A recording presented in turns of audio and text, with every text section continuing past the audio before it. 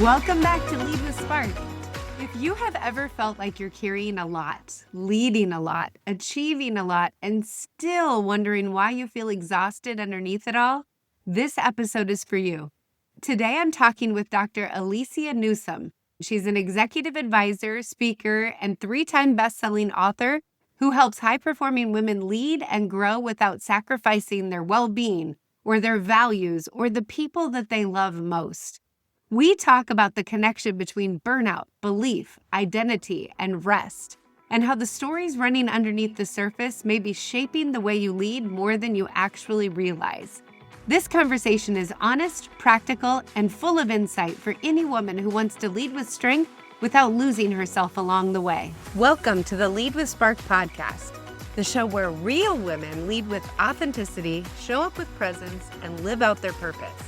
I'm Lindsay Mulder, speaker, C-suite executive, family gal, travel junkie, and a firm believer that your leadership starts from within. Around here, we go beyond the fluff. We talk about the real stuff no one teaches you in leadership training. Your values, your superpower strengths, boundaries to stop burnout, and how to quit being the chaos coordinator of your own life.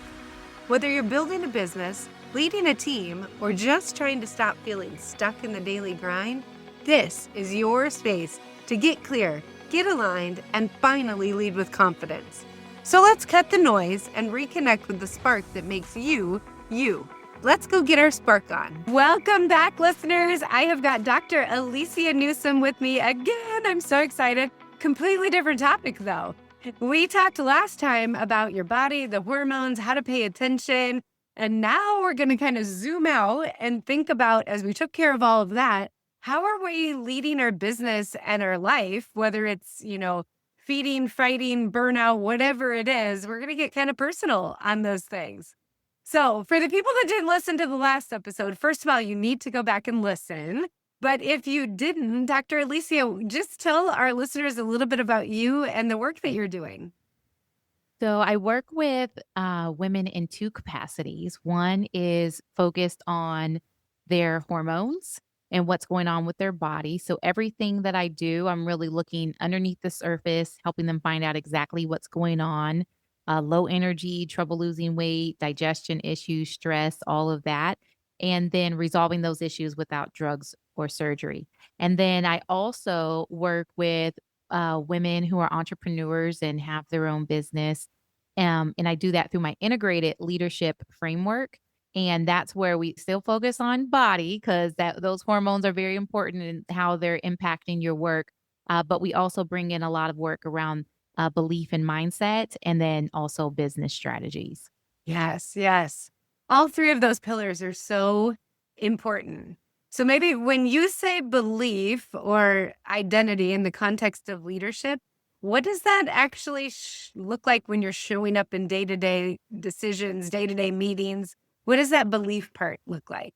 Yeah. So belief really goes into like our identity, our alignment with our own values, and then like even our own authority to make decisions for ourselves. So really, a lot of my work with this goes into even for myself. I grew up with kind of a underlying running story of like I'm not good enough. So Mm. that showed up in, perfectionism, everything needing to be right, hitting goals, but then that goal, I don't even spend much time celebrating it. I'm already on to the next goal, like it just things never being enough or me not feeling enough. It showed up in the way that I dated, it showed up all over my life. And for the women that I work with, a lot of times there are ways that we default to when we're triggered. And I know trigger is kind of like a word people use all the time now, right? But there's something that comes up inside of us when we're triggered. And oftentimes it comes from a younger part of ourselves where there might have been a big incident, small incidents, big trauma, little trauma, things that happen that shifted the way that we see the world. And then also the way that what we believe about ourselves. And there's different things that we'll default into. So I'm not good enough. I'm not safe. Like there's not enough. Um, we default into these things and then we start taking action from these places, right? So if something, or I'm all alone, that's another big one. That's a big one, been Oh, a big one yeah. for me as well in my life. So then it has me like, I'll just handle it myself. I'll just do it myself, right? We're taking action from a place of like, I'm not supported anyways. I always have to do everything myself. So what will happen is there will be some type of trigger that happens. And what I teach in walking women through my framework is to really pause and be with what's coming up in that moment. Usually there's a feeling. Mm. Feeling is one word. I'm sad. I'm angry. I'm frustrated. I'm tired. Those are the feelings, one word. So first we identify what's even coming up right now. And then also what are we making it mean? So a lot of times we might not initially think like, well, I'm thinking I'm not safe. Like that's Yeah. that's not the running thought. But when we pause and we're with it, it may be like, yeah, people always leave me. People don't show up for me. I'm all alone. And usually that comes from a younger part of ourselves. And if we pause long enough, we can actually, in that moment, usually trace it back. I've never actually had anyone that I've done this work with and they haven't been able to be like, when I ask them, when's the youngest time you can think of Mhm. that you felt that, it will like immediately come to you and you'll remember like I was 8 years old, you Yes. know, Yeah. and I was left out, or middle school, 11, and there was some kids making fun of me, it will trace back to something.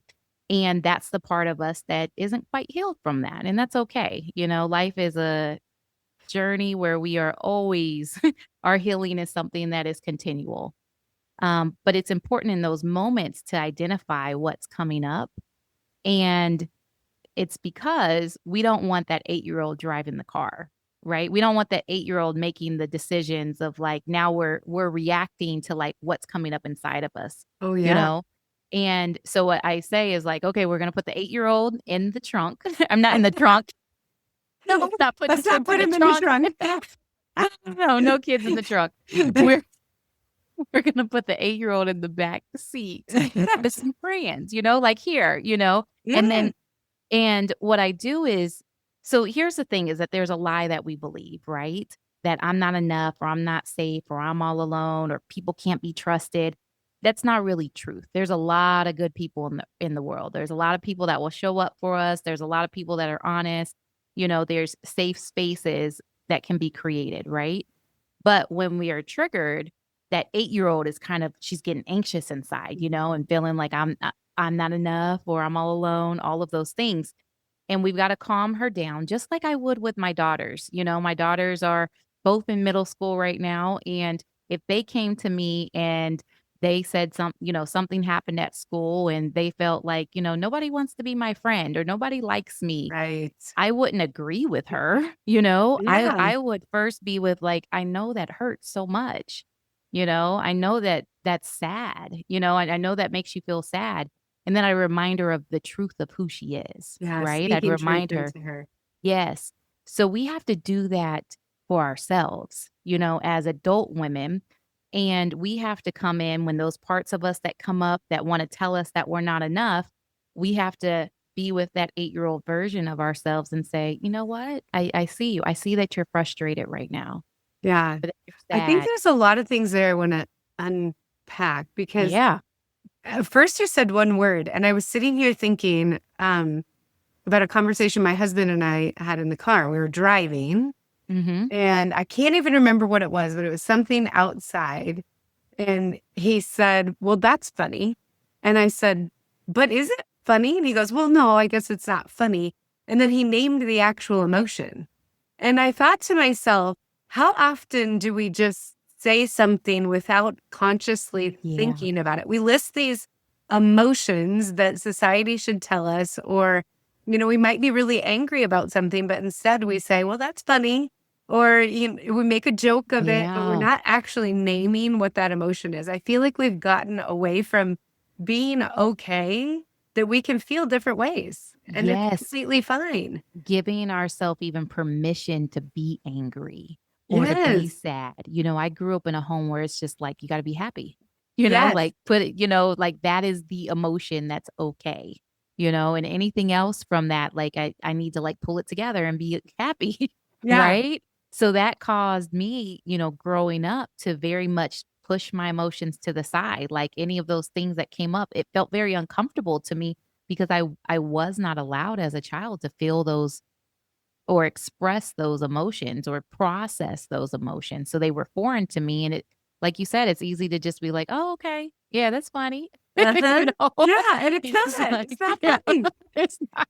And then I also Yeah. think about you've got this child coming up, and when you're a Yeah. child, you really don't know the span of emotions. Mm. And so it automatically brings your brain back into that limited functioning. Yes. Um, Yes. but as a child, you also you're not recognizing all of the opportunities. And so when you talk about those whispers in the back of your mind, the things that are happening, as adults, we still believe in that child, but Yeah. we need to give ourselves permission to bring our wisdom back into it, I guess, Yes. is what I That hear you that's saying. that's exactly it.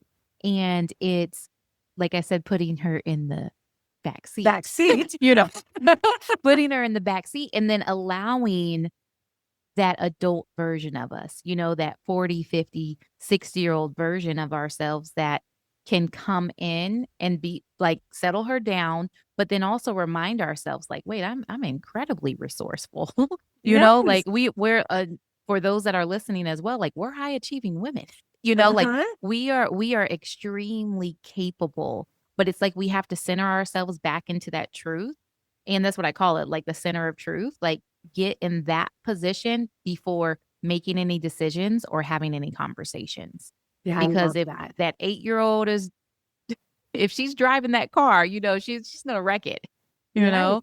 And so that's one of the things that's really, really important is like what are we believing about ourselves? The other thing that I want to make sure to point out is when you're talking about this, you said some keywords that I feel like are buzzwords in our society right now: perfectionism, Yeah. burnout, even worthy has kind of become a buzzword. But when you're saying all that, those words are not the root cause of what's happening. So Mhm. we could have 14 perfectionists in the room, and every single person has a different story of why and how Yes. they got there. Yes, yes. It's Yes. so you're bringing up root cause, and that's my thing. But it is so individualized. So that's why it's important for us to really I saw something the other day, and it's a little off topic where I thought I had it on my desk, but it was like there's no traffic when we're in our own lane. So it's so easy to Mm, like look at other people and what they're doing and what they've been through or where they're at, but it's like I always say that comparison is the thief of joy. Like we yes. we we really have our own lane and there's no traffic there when we're in our own lane. I know. Interesting you say that. Yeah, as a matter of fact, yesterday I was on a panel with another speaker in our area, and I love her. She's amazing. She's fantastic.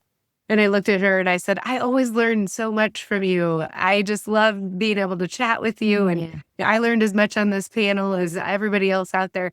And she turned to me and she said basically the same thing. And we realized we were both in each other's lanes Yeah. thinking, I wish I were. And so half of the time when we do that, we're comparing ourselves with that next person. They're actually doing the same thing right back at us. Yeah, that's a whole thing too. I know with the work that I do and you see other people online and then you meet them in person and it's almost like I've been fangirling I and they're know. like, "Oh, you know, but it's just like we're all just humans. We everybody, I always say like everyone gets up and goes poop in the morning or at least they should. They should. You know? Yeah. Like we are all just humans in this life that are on a journey, and the more that we can see how connected we are, there's so much more peace in our lives. Yeah. Yeah. I know you've got a book that just came out. I'm super excited about it. And it's called Worthy of Rest for everybody that Yes. doesn't know. We're going to put a link in the show notes so everybody can find it. Maybe just share can you share a couple of highlights? Give us some insight Yes. before we read it. Yeah, so worthy of rest, it comes from like my own life's journey. As being someone that set rest aside for a long time and didn't really feel necessarily worthy of it, like, or it had to be something that was earned, like after I hit this accomplishment or do this, or if I'm, grieving or, like there always had to be like a big reason to be able to Mhm. rest. So I go a lot into the mindset behind that. I go into my identity work about belief, about the I'm not enough or I'm wrong or not safe or um, all of those things and like where that can come from for all of that. And then I go into there's different types of rest. There's we may need sensory rest if we are behind computers all day long or we work somewhere where there's bright lights. A lot of times it's not just a nap we need, like Yes. our nervous system may need rest. There may be emotional rest that we need if there's, unprocessed grief or anger that's like lurking there, like we may need that. We may need rest for our soul or our spirit, going out into nature, connecting to God. There's physical rest. There's different types of rest. So I go into those talking about the different types of rest and how we can apply them. And then I also go into a lot of things. So when it comes to my integrated framework, it's business, body, and belief. But business is really your life and how you're handling your life. And a lot of that comes through how we're delegating things, asking for support. So I go into that as well. Because when we do that and we do it well, it allows us to have that space to be able to rest as well. So it's got a lot of very practical tools to be able to use. Yeah, when I hear the word rest, and some of the people that we're talking to right now might have the same thought, is I just want to laugh because I'm like, I have 4 boys. I'm going 100 miles a minute. I've got this Yeah. podcast. I'm speaking. I'm coaching. I have another business that I'm starting. I love to Yeah. volunteer. All of the things. And so when you say rest, it makes me chuckle because I stink at resting. I'm getting better. I'm learning, but I'm not very good at it. For those people that are like, girl, I don't even have time to go to the bathroom. How do you think that I'm going to actually break out rest time? What would you tell them? Well, it's not always about rest time. Like, so it's not the like, I need to sleep more, and some people may need to sleep more. It um, might be a real thing. yes. But it's also about making sure that we're recharging in ways that actually matter, that make a difference. Sometimes people, crash on the couch in the afternoon and don't actually feel better when they get back up, because it wasn't the right type of rest. And the way that I work with my clients and everyone, um, and my patients, I'm very big on just like practical things, Yeah. for myself, I'm just like you. We have a lot going on. I'm volunteering, working, doing all those things. So we have to be able to do things that can be simple and can work. Yeah. What are So I some would say, ideas? Can you share some ideas? What should people be thinking about? as far as rest, Yeah, different kinds. Give yeah. some ideas. Yeah. So when it comes to rest, so if you were I think it's important first to pause and pay attention to what's going on inside of our body. Sometimes we're overstimulated, you know. We have our phones and our phones are like sending us a gazillion notifications all the time. I think I have like 63 unread text messages, right? Oh You my know? goodness. We better Yeah. get off. No, I'm And just then kidding. we got emails and, we have all these things and then we sit behind screens all day. Like sensory rest, that's like a very real thing. So it's very important on a daily basis, open a window, experience like nature, something outside where we're not having like all of this artificial input coming in all the time. So even if it's just like 1 minute. And that's the biggest thing with a lot of the goals. Like even if, someone's wanting to, start working out or going to the gym or start doing some yoga at home, like, always say in your mind, like, "Well, I'll do it for 1 minute," because your brain will make that as an easy task, you know? Yes. It's almost Yes. like you're kinda tricking yourself. But really, if you're just like, "Okay, if I do this for 1 minute," or if 5 minutes sounds more believable to you, like, then you can say, "I'll just do this for 5 minutes." Like, I'll give myself 5 minutes to do this. It allows you to your brain to shift and say, "Okay, we can do that. We can accomplish that." And when it comes to sensory rest, like just going outside for 1 minute, and you really only need 1 minute of this. You can go longer, but getting out of all the artificial input and allowing your nervous system to just, you Yeah. know, to just have that peace. And it really is different for some people. Some people, that's the exact thing that you can do for, like, if your soul needs rest, like you feel scattered and you feel disconnected from God, that could be as simple as like going into nature, Yes. Yeah. and just like reconnecting. So it's really about like thinking about rest very differently from like taking a nap or like making sure you're getting 7 to 8 hours of sleep. But it's like, what are the things that are going to cause like my soul to Uh-huh. say, like, okay, sometimes for some people that could be like turning on worship music, or a song that they like something that's going to help center them, some meditation music. That those are things that can like calm our souls. Like my soul just needs to rest, you know? Yeah. I think I was on vacation. I was at a beach. When I'm at the beach, I never miss the sunrise. And Yes. so earlier this year in February, we were at a beach and I realized on the way home, I thought, why do I only look at the sunrise when I'm on vacation? Ah, We have the yeah. same beautiful sun, beautiful experience. And actually, out of my house, I've had people tell me that my sunsets here are more pretty than in Hawaii. Oh, And so I have kind of made that a point that in the mornings, I get up and you're right. It's like 5 minutes with the yes. sunrise. I can Yes. say my gratitude pieces while I'm out there, hold my coffee cup, doesn't matter what time of year it is. I can enjoy that space and it helps me to replenish for the day.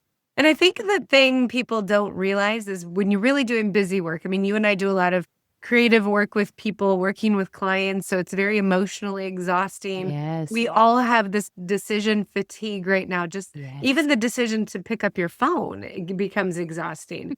And so if we don't actually pause and take a break away from that and allow our brains to replenish during the day, we're actually doing more damage to ourselves than we are being helpful.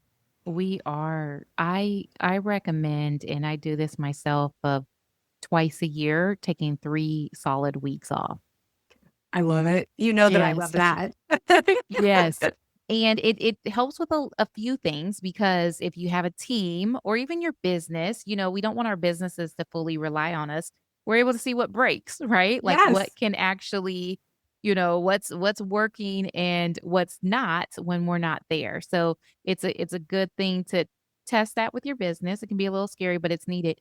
But even in that first week, it's not even like go on a vacation, because sometimes you go on a vacation and then you're like, I need a I need a staycation to yeah, now recover. I Yeah. need a little break. So even in that first week, it's almost like do nothing, or do some projects around the house or just other things. And the thing is that we need our brains to, we really like when we allow ourselves to mentally rest, and there's so much creativity that comes from that space. Oh, absolutely. Yeah, and that stillness, that quietness, when we're not just like going, going, going. Like my best best ideas come when I'm not working, Completely and I've agree. allowed myself to like truly step away. It's like download after download after download. It's like, oh my goodness. So I highly recommend that. And I know Yeah, that can be like almost mind boggling at first to even think about taking that amount of time off. But it really is, like you said, like it in the long run, it pays off much more to do that. absolutely. I'm gonna we this is completely off script, but I want to share with people. I actually have a standard operating procedure for when I go away for a couple weeks because I don't want to be that person that comes back to 500 emails Oh, and the yeah. whole thing's on fire. So, like, I send that out to all of my team when I go to leave saying, do not send me any emails while I'm gone. Keep a running email. I will schedule a meeting and I have meetings scheduled on the calendar for when I get back where we physically talk through their list rather than a whole Yeah. bunch of emails that I have to sort and figure out. There's a lot of things that we can do to allow ourselves that time to rest and not worry about what happens when we come back. Yes.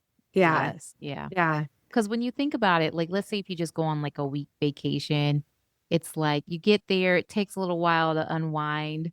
And then, like, you have, like, a few days and you're like, "Oh," but then those last couple days, you're, like, starting to think about work, you know? So it's not even downtime. I love that idea, though, of, like, even sending out the SOP of, like, "We're just gonna do this when I get back, Yeah, and you're gonna put everything together, like, don't just tag me in our project management tool," or, I don't exactly. need a I 100 don't wanna Notion do that. pages. Yeah, that's Uh, good. yeah.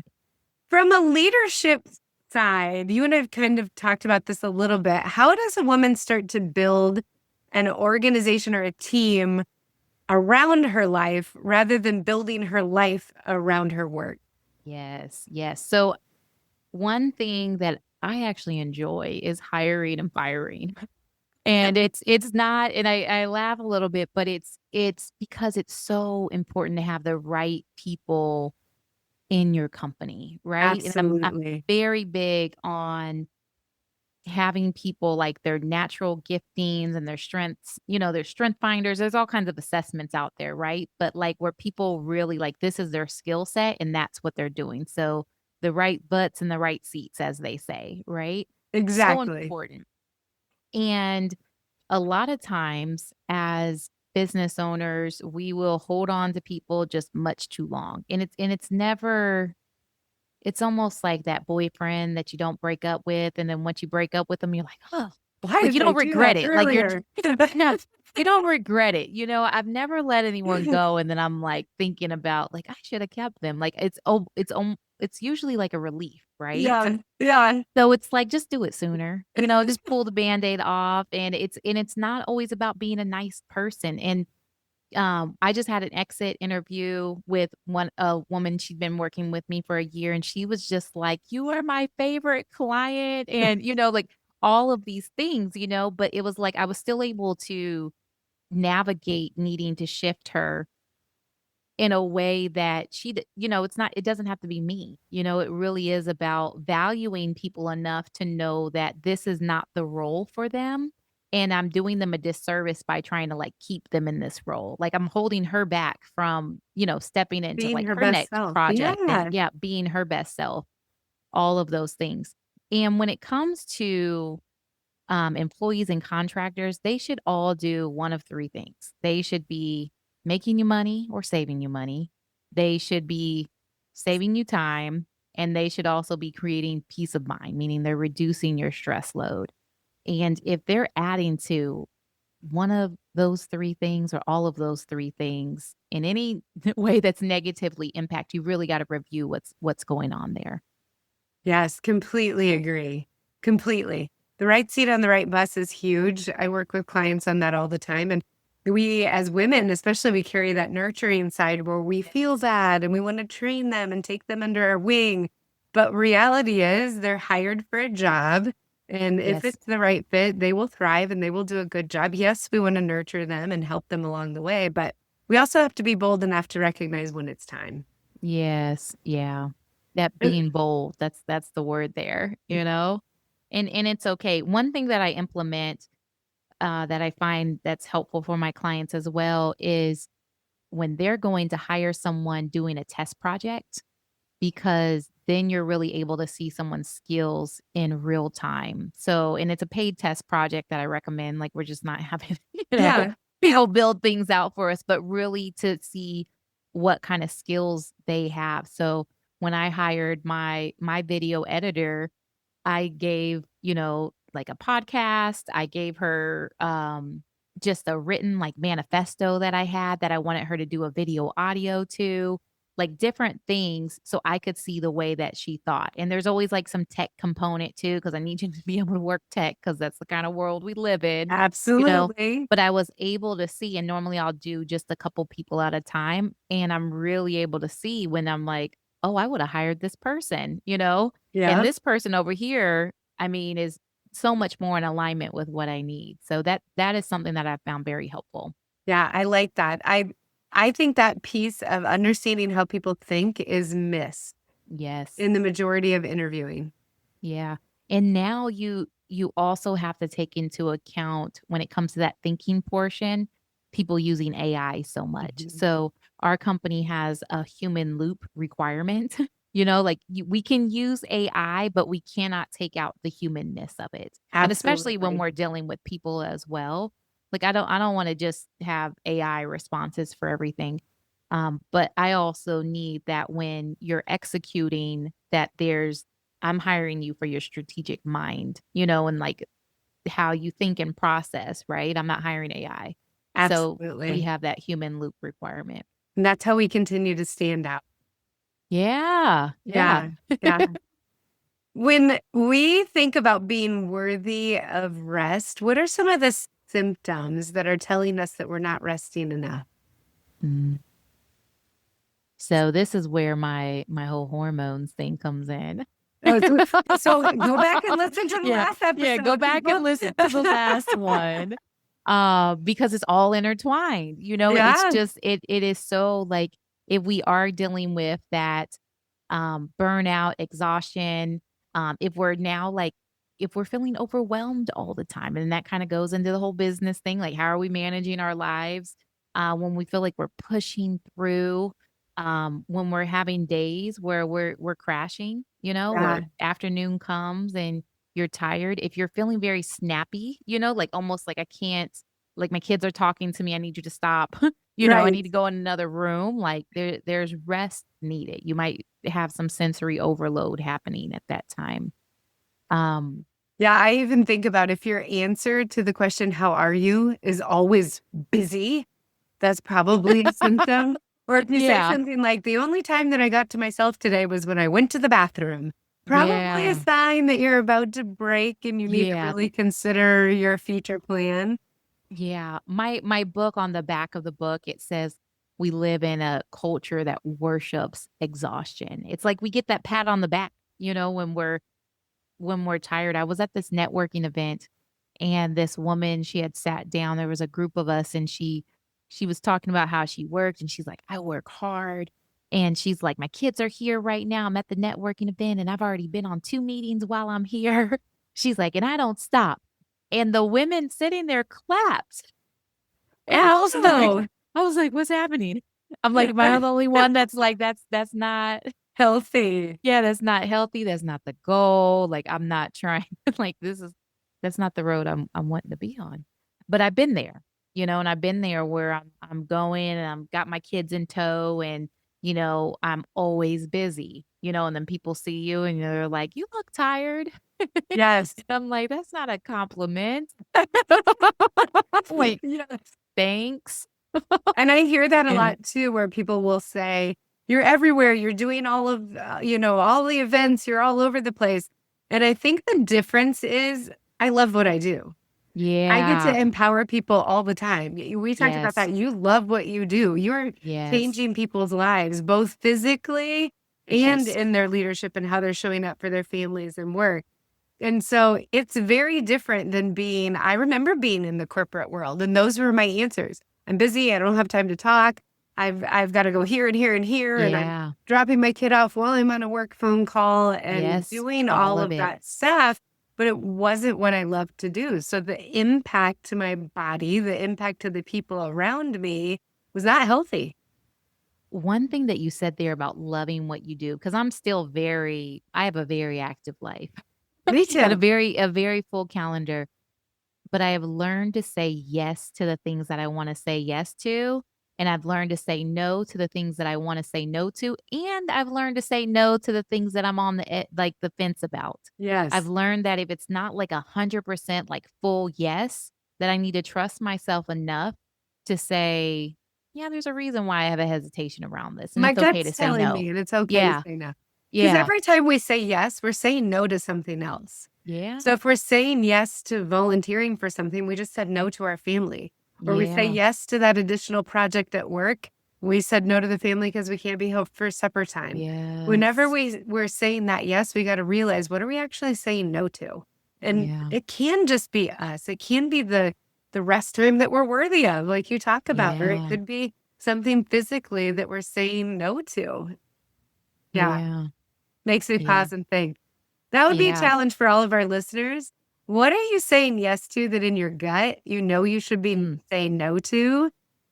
And realizing and giving yourself permission to actually use that tiny little word. It's just 2 letters, N and O, And it's and we're full actually sentence. using it. It's a full sentence, that's right. Yeah. So giving yourself permission to use it and realizing that it's okay. Yeah. Yeah. It's so important to be able to that has been one of my biggest life lessons. I've said yes to so many things and not even thinking about it, like just automatic. Like, okay, yeah, someone asked me to do that. Yep, I can do that. Yes. Yes. Yes. Yeah. And without even and leaving myself out of that, like we're really it's a form of self-abandonment when we do that. When we don't take time, even if it's just for a moment to pause and consider ourselves. And do we want to say yes to this? Or how will this impact me? Does this align with my values? They say that you can tell where your values lie in, where your money's going and where your time is going. And Absolutely. we say that we value things like our health and our family and all of these, but do we really? Like the with that litmus test, like if someone were to look at our calendar and our time and our finances, like what are we really valuing? Yeah. As women, we're in this unique situation as well, where we are actually role models to every single person that we come in contact with. Mhm. So when we're saying yes, yes, yes, and our calendar is super busy, when we just had our kids that you have to work nonstop and be going nonstop and talking to people and you don't get that downtime. We just taught our kids that even though we didn't Yeah. intentionally do it, we subconsciously did it. Or at work, Yeah. when we are going nonstop and we're pushing our family dinner off, or we miss the kids' event, or we Yeah. reschedule the one-on-ones because we think there's something more important, we are giving everyone else the rule book that says this is Yep. how you live your life. Because people Yeah. will start to conform to their heroes. And sometimes a Yeah. hero isn't an intentional hero, it's your leader. It's the Mm. people that you're just around, you start to conform to them. So I think about that a lot, that what am I doing in my life? Because the people I'm touching, I want them to be able to pick the best parts. And so I need to be that role model in that position. Yeah, that's so good there. Yeah, when I think about my upbringing, when you say that with my mother, she's retired and she still goes nonstop, and she's still doing a lot. And I think now in her life and she's doing a lot more of the things that she loves now. And I mean, she still keeps a very full calendar. And it's not about keep the calendar. It's about like our children really seeing us do the things that light us up. How you said Yes. before, like my calendar is full, but I love the things that I do. They give me energy. Like this right here, this conversation, like I'm all amped up. I feel good. Like it's a good space to be in. Yeah, I agree. That's something that my grandma taught me because even when she went to the nursing home and she was in a wheelchair, she always used to pick all the ladies up and take them to church. And she loved to be like the go around person. So even when she was in this wheelchair, she would swing by people that didn't have an automatic wheelchair and they would hold on to hers and she'd pull them up the hill to the thing. And so she was still doing Yeah. the things that got her excited. It doesn't matter if you're listening right now, if you're 20, 30, or you're 80, you can still find the things that light you up to drive your life. Yeah. I love that. So good. Yes. So we're talking a lot about rest and burnout and all that stuff. As people are thinking about that, both you and I love to travel. We love to experience the Yes. world and cultures and all the different things. So as we think about that, where's someplace that we should be sending people to go and rest and re-energize and get over the burnout? So maybe share with Yeah. us one place we should go, but more importantly, what should we do when we get there? So there is a place in Carefree, Arizona. It's just north of Phoenix. So you can Okay. fly in there and it's called Savannah. And it's a resort that you go to and they have like all-inclusive packages or like partial food and everything like that. But it's a resort that has all the first of all, the place is beautiful. Like, you walk through it, and they've got, like, rose gardens, and they've got, like, hammocks, and they've got this cool place right before you, go into the spa. Like, when you stand in the center, I have no idea how they do it because it's open, and it's, like, in the desert, the mountains are Oh, all around, it's wow. beautiful, but you stand in the center of it, and then, like, your voice echoes, so it's, like, this cool kinda little experience that you have there. But they have, like, all, like, the fresh juices and smoothies, their food is delicious, And then they have just an like all day of a itinerary. Now I'm not saying do it all things, Yeah, yeah. but they have all these different things that you can pick from, almost like a buffet of like meditation things you can go do, or yoga or Pilates or journaling. It's a great place to go. Like, even if you just go by yourself, when I go there, Oh, like, there's a wow. lot of people just there solo. It's a good solo travel place, or go with some girlfriends. And they have the spa, you can get massages, all the things, but it's a nice place that you can go to, fly into a major city, drive, Yeah. 30, 40 minutes, and the surroundings are beautiful, and they have lots of activities to, like, really reconnect you to, like, yourself, to God, to nature I there for you love to just that. embrace. Yes. I have never heard of this place, so I have got to check it out. Next time you go, too, you should tell me and I'll just join you. That would be perfect. Yes. I would love that. Sounds good. All right, listeners, we are so glad that you joined us. If you missed the first episode, you have to go back and listen to it. I am going to put the links so that you can get in touch, and the link to the book and everything so that you know exactly where to go. As we just heard, to actually live out your spark, you need to take a little time to rest. You got to make sure you're not burning out. Take care of your body, take care of your business, and take care of your belief. I love that, the 3 pillars. So thank you, Alicia, for being with us today. Thank you so much for having me. Yes, leaders, go lead with spark. Well, that's it for today. Thanks for being here and for doing the work to lead yourself first. If this episode sparked something for you, take a second to subscribe, leave a review, or share it with another woman who's ready to own her leadership. And remember, the way you lead your life is the way you lead everything else.